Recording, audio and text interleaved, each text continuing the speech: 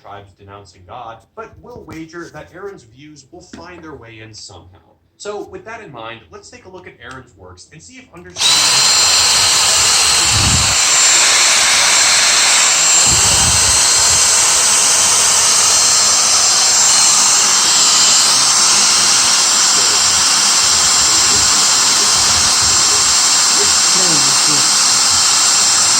佢呢個嘢話佢話壞，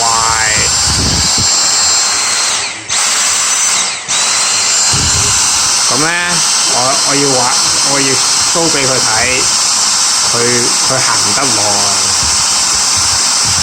咁我要 show 俾佢行得幾耐。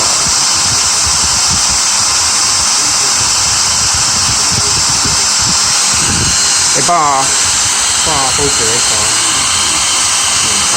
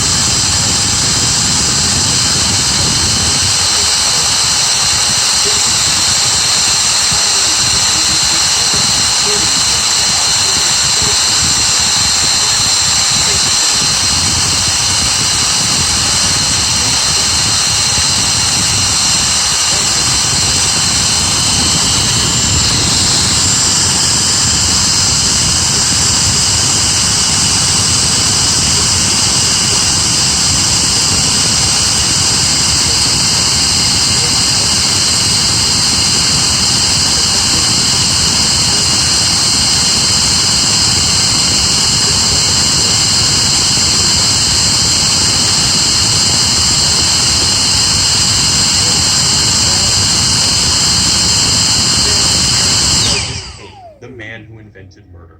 What differentiates Cain from Noah is at least he realizes that he's just as screwed up as everyone else, and it's this self-loathing and misanthropy that informs his misotheism. As he puts it, you're a fool if you think you could ever live up to the expectations of the all-goddamn mighty.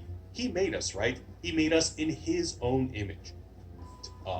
He tells a mother praying for her child, he can hear you just fine. He hears everything. Every scream, every cry, every whimper, every plea for mercy, for death. He hears. He just doesn't give a. Aaron's run on the Avengers also subverts a creation myth, this time the genesis of life on Earth 616. Previously, the abundance of superpowered beings was believed to be the result of ancient experiments done by the Celestials. In Aaron's version, Loki reveals the true history. Life on Earth from the very beginning was a cosmic fluke. The gods had no plans or purpose for humanity. The Celestial came not because of some grand cosmic design or godly destiny. It never even consciously chose this world. It came merely because it fell. Why is the Earth so uniquely eccentric within the near infinite number of planets strewn across the heavens? Not because of any grand purpose, I can assure you.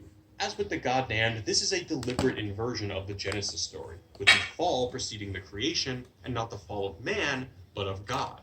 And again, a fallen God results in mankind being made fallen in his image. So having seen how misotheism is everywhere in his work, let's dive into his run on Thor to get an idea of how Love and Thunder might play out. Aaron's first issue introduces the ultimate misotheist, Gorr the God Butcher. Gorr once had faith in the gods of his species, but after watching his family all die of sickness and starvation despite their prayers, he became an atheist. At least until two gods crashed upon his planet and asked for Gorr's aid. Having had his prayers go unheeded, Gorr became enraged that they dare ask him for help, and so he became a serial killer who slaughters entire pantheons simply so that entire worlds will have no gods to pray to.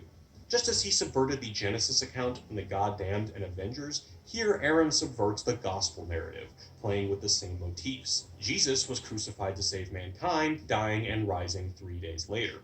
Similarly, Gore crucifies every god in all of existence, and Thor becomes the savior of all godkind, dying and rising 3 days later. Establishing Thor as the greatest and most worthy of gods, including the Christian conception of the crucified god, is essential to Aaron's argument. During their battle, Gore